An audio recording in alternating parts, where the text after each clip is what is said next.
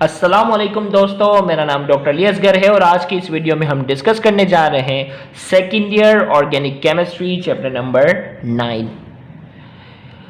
2009 से लेकर 2019 तक एनटीएस के पास पेपर में इस चैप्टर से रिलेटेड जितने भी एमसीक्यू आए हैं उन तमाम एमसीक्यू को आज की इस वीडियो में डिस्कस करने जा रहे हैं। तो इस लेक्चर को शुरू करने से पहले आपसे रिक्वेस्ट करेंगे कि अगर आपने अब तक हमारे इस चैनल को सब्सक्राइब नहीं किया जो कि सिंध बोर्ड टीचिंग के नाम से है, तो काइंडली आज ही आप हमारे इस चैनल को सब्सक्राइब करें और साथ ही साथ बेल आइकन को लाजमी क्लिक करें ताकि हमारी अपलोड करदा तमाम वीडियोस की नोटिफिकेशन भी आपको रिसीव हो सके। तो आइए, हमारे पास जो पहला एमसीक्यू है 2009 में पूछा गया सवाल है और इसमें पूछा जा रहा है ज़ाइमेस a group of 14 enzyme used in the fermentation of starch is present in।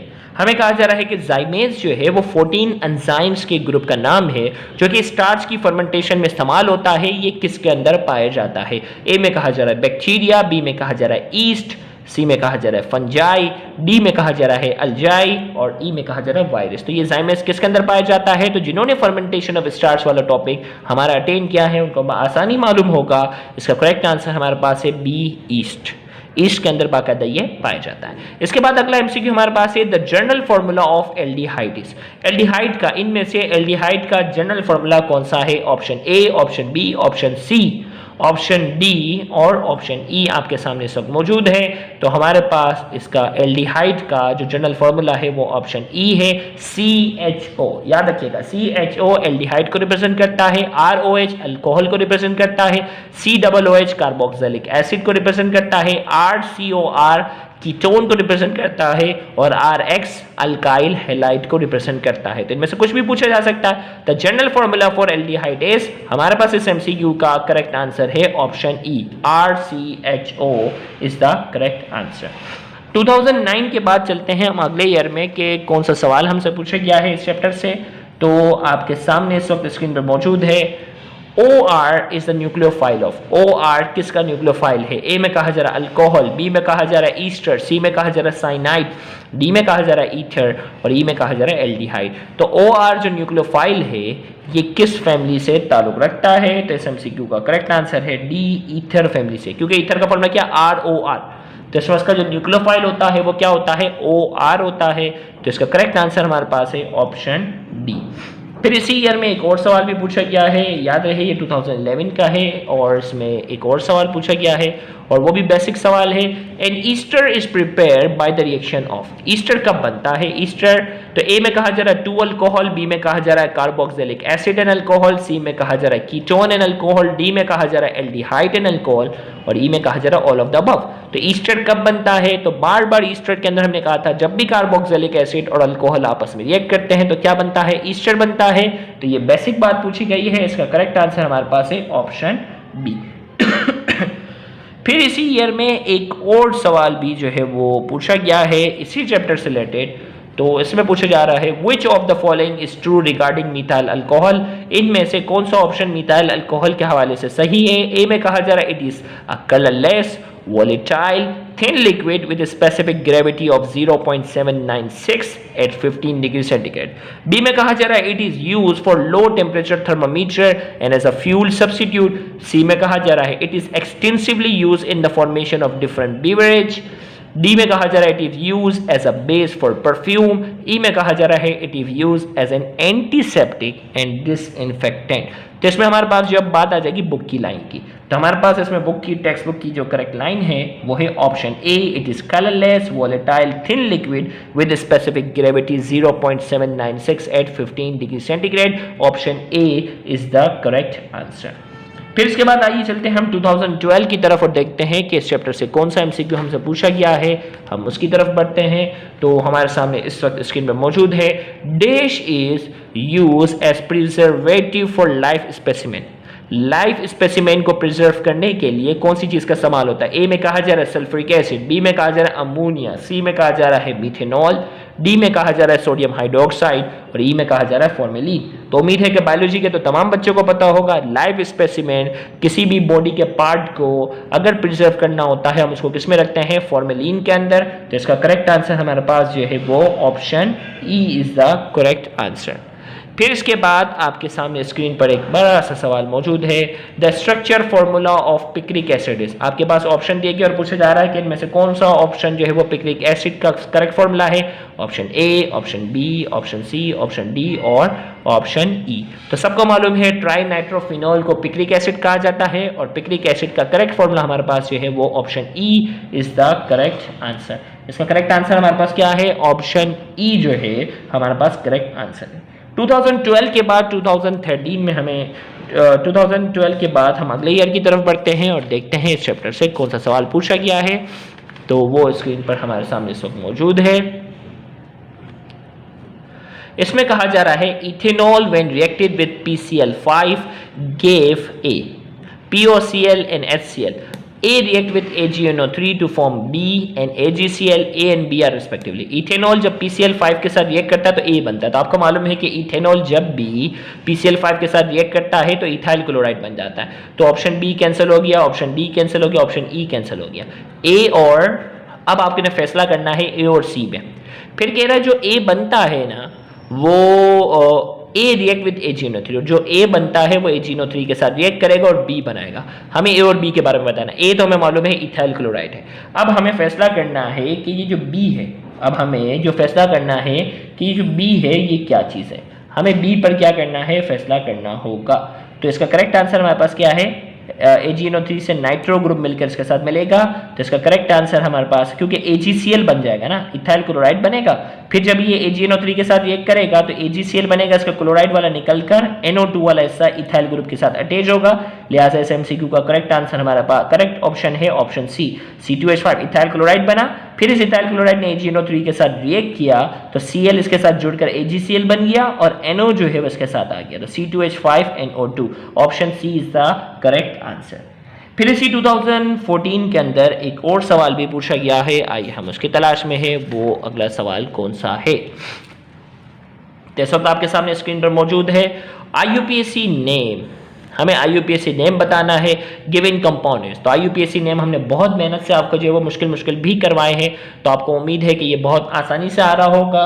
तो मैं यहाँ इसका कोशिश करता हूँ कि सीधा आंसर बता देता हूँ। बाकी आप हमारा IUPAC वाला लेक्चर आप अच्छे से देख लीजिएगा तो आपको खुद ही आइडिया हो जाएगा कि हमने कितनी मेहनत से कितनी एग्जाम्पल वहाँ बाकायदा डिस्कस की है। तो हमारे पास क्या है, पहले तो लॉन्गेस्ट चेन आपने तलाश कर ली। OH से यहाँ नंबरिंग शुरू होगी 1 2 3 4 5 6, 6 है तो हेक्सेनॉल आएगा। अब इसके बाद जो है वो 2 पर एक मिथाइल है, 2 3 और 4 पे 2,4 डाइमिथाइल, 2,4 2 मिथाइल है, 2,4 डाइमिथाइल हेक्सेनॉल। तो करेक्ट ऑप्शन हमारे पास क्या हो गया, option E is the correct answer, 2,4 dimethyl hexanol. इसके लिए आपने बहुत मेहनत करनी होती है, पूरा लेक्चर आप इसका अटेंड करेंगे तो इंशाल्लाह आपको फायदा होगा। ई इज द करेक्ट आंसर। फिर इसके बाद 2015 की तरफ बढ़ते हैं और देखते हैं इस चैप्टर से कौन सा MCQ पूछा गया। तो इस वक्त आपके सामने स्क्रीन पर मौजूद है the IUPAC name for the structure below ends with what suffix. हमें कहा जा रहा है कि स्ट्रक्चर दिया हुआ है और कहा जा रहा है कि इसका जो IUPAC नेम है ना उसके आखिर में क्या आना चाहिए। तो हमारे पास अगर देखो OH और डबल बॉन्ड है तो कार्बोक्सिलिक एसिड ग्रुप हो गया और OH भी है। तो जब भी OH और कार्बोक्सिलिक एसिड ग्रुप होता है तो आखिर में ओइक एसिड आता है और अल्कोहल को हम हमेशा ऑल करके पहले लिख देते हैं, 2 ऑल एंड 5 पेंटानोइक एसिड, इस तरीके से हम कर देते हैं। तो अल्कोहल ग्रुप भी है, कार्बोक्सिलिक एसिड भी है, लिहाजा इसके एंड में जो है सफिक्स, इसके एंड में क्या आएगा, ओइक एसिड। इसका करेक्ट आंसर हमारे पास क्या हो गया, oic acid is the correct answer. बाकी OH ऑल अगर लिखना चाहें तो वो हम पहले लिख देते हैं। तो इसके लिए भी आपको नेमिंग अच्छी से आनी चाहिए। तो oic acid is the correct answer, C is the correct answer. फिर इसी 2015 में एक और सवाल पूछा गया है इसी चैप्टर से रिलेटेड। इसमें पूछा जा रहा है what are major product of the reaction shown below. भाई ये स्ट्रक्चर हमें बनाया गया है और इसमें कहा जा रहा है कि कौन सा मेजर प्रोडक्ट बनेगा जब हाइड्रोजन ब्रोमाइड के साथ इसको रिएक्ट करवाया जाएगा। तो हाइड्रोजन ब्रोमाइड के साथ रिएक्ट करवाएंगे तो H इसके पास आ गया, तो ये क्या बन गया, फिनॉल बन गया, ये फिनॉल बन गया। बकिया जो है वो 1 कार्बन 2 कार्बन 3 कार्बन। भाई देखो H इसके साथ आ गया, फिनॉल तो बनना ही बनना है। मुझे पता तो चल गया कि मेरे इस MCQ का, मुझे आइडिया तो हो गया कि मेरे इस MCQ का आंसर तो A है। अब जो दूसरा जो बनेगा वो क्या होगा, ब्रोमो के साथ वो होगा 1 2 3 कार्बन वाला bromopropane. Is the correct answer. तो हर कोना कार्बन को रिप्रेजेंट कर रहा है, 1 2 3, तो 3 है ब्रोमोप्रोपेन और H इसके साथ लग गया तो क्या हो गया, फिनॉल। फिनॉल और ब्रोमोप्रोपेन बनेंगे, ए इज द करेक्ट आंसर। फिर इसके बाद जो है इसी 2015 में एक और सवाल भी पूछा गया है इसी चैप्टर से रिलेटेड, तो हम तलाश में है वो कौन सा है। इसमें हमसे कहा जा रहा है ethyl alcohol when treated with concentrated H2SO4 में गिव। इथाइल अल्कोहल जब उसे कंसंट्रेटेड H2SO4 के साथ रिएक्ट करवाते हैं तो क्या प्रोड्यूस करता है। ए में कहा जा रहा है only diethyl sulphate, B में कहा जा रहा है only diethyl ether, C में कहा जा रहा है ओनली इथाइलिन, डी में कहा जा रहा है ऑल ऑफ द अबव। तो इथाइल अल्कोहल जब कंसंट्रेटेड H2SO4 के साथ रिएक्ट करता है तो आपको मालूम है डाई इथाइल सल्फेट भी बनता है, फिर डाई इथाइल ईथर उसके अगले स्टेप पे बन जाता है, और कंसंट्रेटेड फॉर्म में अगर होता है तो इथाइलिन भी बनता है। तीनों चीजें पॉसिबिलिटी हैं, D is the correct answer, all of the above इसका आंसर है। तो इसके बाद 2015 के बाद हम जो है वो लियारी वाला देखते हैं कि 2015 में उसमें भी 2 सवाल पूछे गए हैं, हम उसकी तलाश में हैं कि कौन से 2 सवाल थे। तो इस वक्त स्क्रीन पर आपके सामने मौजूद है, ये फॉर्मेल्डिहाइड है। इस फॉर्मेल्डिहाइड बहुत सारे जब मिल जाते हैं तो एक स्ट्रक्चर बनता है, इज अ केमिकल फॉर्मूला। इसका फॉर्मूला दिया गया है, ए में कहा जा रहा है फॉर्मिक एसिड, बी में कहा जा रहा है पैराफॉर्मेल्डिहाइड, सी में कहा जा रहा है अल्फा मिथाइल प्रोपियोन एल्डिहाइड, डी में कहा जा रहा है प्रोपिनोइक एसिड।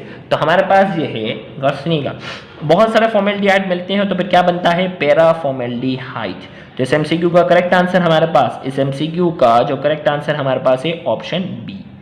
फिर इसके बाद इसी ईयर के अंदर एक और सवाल भी पूछा गया है, आइए हम उसकी तलाश में हैं कि इस चैप्टर से क्या पूछा गया। इसमें कहा गया है phenol reacts with concentrated nitric acid to form. Phenol जब कंसंट्रेटेड नाइट्रिक एसिड के साथ रिएक्ट करता है तो क्या बनता है, ए में कहा जा रहा है ऑर्थोनाइट्रोफिनोल, बी में कहा जा रहा है 2,4,6 ट्राइनाइट्रोफिनोल, सी में कहा जा रहा है does not react with concentrated nitric acid, D में कहा जा रहा है बोथ ए एंड बी। तो याद रखिएगा इसके बुक के अंदर 2 रिएक्शन है, एक डाइल्यूट नाइट्रिक एसिड के साथ होता है तो या तो ऑर्थो बनता है या पैरा बनता है, लेकिन अगर कंसंट्रेटेड नाइट्रिक एसिड के साथ रिएक्ट करता है तो हमारे पास बनता है 2,4,6 ट्राइनाइट्रोफिनोल बनता है, जिसे पिक्रिक एसिड भी कहते हैं। तो B is the correct answer. इस एमसीक्यू का करेक्ट आंसर हमारे पास क्या है, बी। फिर इसके बाद जो है 2016 की हम बात करते हैं और 2016 में देखते हैं कि इस चैप्टर से कौन सा सवाल पूछा गया है। आइए बढ़ते हैं। 2016 में हमारे पास कहा जा रहा है all enzymes are involve in fermentation process except. इनमें से जितने भी एंजाइम दिए गए हैं और पूछा जा रहा है कि तमाम एंजाइम का फर्मेंटेशन में कहीं ना कहीं ताल्लुक है सिवाय एक के। ए में कहा जा रहा है जाइमेज, बी में कहा जा रहा है इन्वर्टेज, सी में कहा जा रहा है लाइपेज, डी में कहा जा रहा है डाइटेज। तो बायोलॉजी वाला स्टूडेंट बहुत आसानी से पहचान जाएगा कि लाइपेज जो होता है वो लिपिड की डाइजेशन में काम आता है। लाइपेज जो होता है वो लिपिड की डाइजेशन में काम आता है, लिहाजा इसका फर्मेंटेशन से कोई ताल्लुक नहीं है। सी इज द करेक्ट आंसर। इस एमसीक्यू का करेक्ट आंसर हमारे पास क्या है, ऑप्शन सी। लाइपेज का कहीं ताल्लुक नहीं है फर्मेंटेशन से। फिर इसके बाद इसी ईयर में एक और सवाल पूछा गया है इसी चैप्टर से रिलेटेड, देखते हैं वो सवाल कौन सा है। इसमें कहा जा रहा है which structure shows a primary alcohol that can not be dehydrated from an alkene. हमें कहा जा रहा है टू फॉर्म एन अल्कीन, हमें कहा जा रहा है कि वो कौन सा प्राइमरी अल्कोहल है जो मजीद डिहाइड्रेटेड नहीं हो सकता, क्योंकि अल्कोहल की डिहाइड्रेशन के नतीजे में अल्कीन बनता है। तो हमें कहा जा रहा है इनमें से कौन सा अल्कोहल है, इनमें से कौन सा प्राइमरी अल्कोहल है जो मजीद डिहाइड्रेट नहीं हो सकता और अल्कीन नहीं बना सकता। तो हमारे पास 3 ऑप्शन है, मिथाइल अल्कोहल, इथाइल अल्कोहल और propyl alcohol. Option A B C D. तो ये बुक की बाकायदा एग्जाम्पल है, मिथाइल अल्कोहल जो है वो मजीद डिहाइड्रेटेड नहीं हो सकता, बाकी सब हो सकते हैं। तो इसका करेक्ट आंसर हमारे पास क्या है, ऑप्शन 1 वाला। तो option A is the correct answer. इस एमसीक्यू का जो करेक्ट आंसर है वो ऑप्शन ए है। फिर इसके बाद 2016 में जो है वो लियारी वालों ने अलग टेस्ट कंडक्ट किया था, और आइए हम तलाश में हैं कि लियारी वालों ने इस चैप्टर से क्या पूछा। तो इस वक्त आपके सामने स्क्रीन पर सेम रिपीटेड सवाल है, द यूपीएससी स्ट्रक्चर बिलो, इसका सफिक्स क्या होना चाहिए, तो आपको मालूम है ओइक एसिड। सेम सवाल है, कौन कहता है एनटीएस के सवाल जो है वो रिपीट नहीं होते, आपके सामने इस वक्त मौजूद हैं, सेम वैल्यू के साथ कुछ सवाल भी रिपीट हो जाते हैं। फिर जो है वो इसी चैप्टर से रिलेटेड एक और सवाल भी ऊपर यहाँ मौजूद है। व्हाट इज, एक मिनट थोड़ा सा कैमरा फोकस करते हैं। What is the product of the below reaction, हमारे पास कहा जा रहा है कौन सा प्रोडक्ट बनेगा। अब हमारे पास जो यहाँ स्ट्रक्चर आपके सामने इस वक्त जो स्क्रीन में मौजूद है, आपके सामने इस वक्त स्ट्रक्चर जो यहाँ मौजूद है, 1 कार्बन 2 कार्बन 3 कार्बन है और ये एल्डिहाइड है। कोने पे बना हुआ एल्डिहाइड, और एल्डिहाइड की जब भी ऑक्सीडेशन करेंगे, एल्डिहाइड की जब भी ऑक्सीडेशन करते हैं क्या बनता है, एल्डिहाइड की ऑक्सीडेशन करते वक्त कार्बोक्सिलिक एसिड बनता है। तो हमारे पास वो कार्बोक्सिलिक एसिड चाहिए जिसमें कितने कार्बन हो, 3, एक को ना 2 और 3 होने चाहिए। तो अब देखो इसमें 3 है लेकिन अल्कोहल है, इसमें 3 है लेकिन एल्डिहाइड है, इसमें 2 कार्बन है, तो करेक्ट क्या होना चाहिए, C2 और 1 कार्बन। ये 3 कार्बन है ना भाई, C2 और 1 कार्बन, ये भी 3, तो इसका करेक्ट आंसर हमारे पास प्रोपेनोइक एसिड है, 3 कार्बन वाला, B is the correct answer. फिर इसके बाद जो है हमारे पास 2017 में इस चैप्टर से कोई एमसीक्यू नहीं आया, हम डायरेक्ट 2018 की तरफ हमें बढ़ना पड़ेगा और देखते हैं 2018 में इस चैप्टर से कौन सा सवाल आया। 2018 में हमसे कहा जा रहा था figure mention below is commonly known as, भाई आपके सामने फिगर है, इसका कॉमन नाम बताना है, resorcinol, aspirin, picric acid, mesitol. तो ये आपको मालूम है ये पिक्रिक एसिड का फॉर्मूला है trinitrophenol, C is the correct answer. 2018 में एक और सवाल भी इस चैप्टर से पूछा गया है, हम उसकी तलाश में हैं, वो सवाल कौन सा है। ओके भाई, ये आपके सामने है, which one of the following does not give iodoform test, इनमें से कौन सा है जो आइडोफॉर्म टेस्ट नहीं देता। Methyl alcohol, ethyl alcohol, aldehyde दिया हुआ है, कीटोन दिया हुआ है, प्रोपेनॉल। तो एल्डिहाइड जो होता है ना, मिथाइल अल्कोहल जो है ये आइडोफॉर्म टेस्ट नहीं देता, मिथाइल अल्कोहल जो है वो आइडोफॉर्म टेस्ट नहीं देता। इस एमसीक्यू का करेक्ट आंसर जो है वो ए है। तो उसमें होता है ना इथाइल अल्कोहल और मिथाइल अल्कोहल को डिफरेंशिएट करने का तरीका जो होता है उसमें आइडोफॉर्म टेस्ट ही करते हैं। तो आइडोफॉर्म टेस्ट का बेसिक पर्पज यही होता है कि मिथाइल अल्कोहल जो होता है वो आइडोफॉर्म टेस्ट नहीं देता। तो इस एमसीक्यू का करेक्ट आंसर हमारे पास है option A is the correct answer. फिर इसके बाद 2018 में एक और एमसीक्यू भी जो है वो पूछा गया। हैरत की बात है ना, 2000 देखो उसमें 17 में कोई सवाल नहीं और 18 में 3 एमसीक्यू है भाई। इसमें पूछा जा रहा है which of the following reaction is not shown by ketone, इनमें से कौन सा रिएक्शन है जो कीटोन नहीं करता।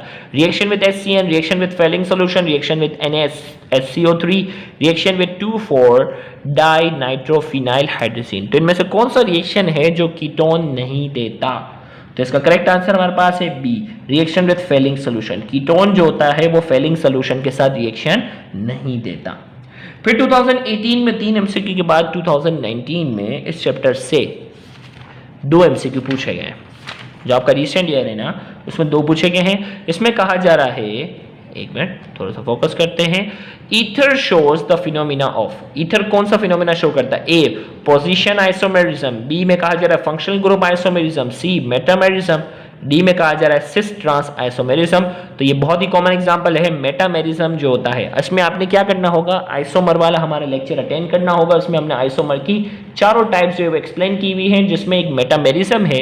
मेटामेरिज्म में क्या होता है, फंक्शनल ग्रुप के दोनों तरफ जो है वो अल्काइल ग्रुप में क्या आती है, तब्दीली आती है। ओवरऑल मॉलिक्यूलर फॉर्मूला सेम रहता है। उस फिनोमिना को हमने नाम दिया था मेटामेरिज्म का।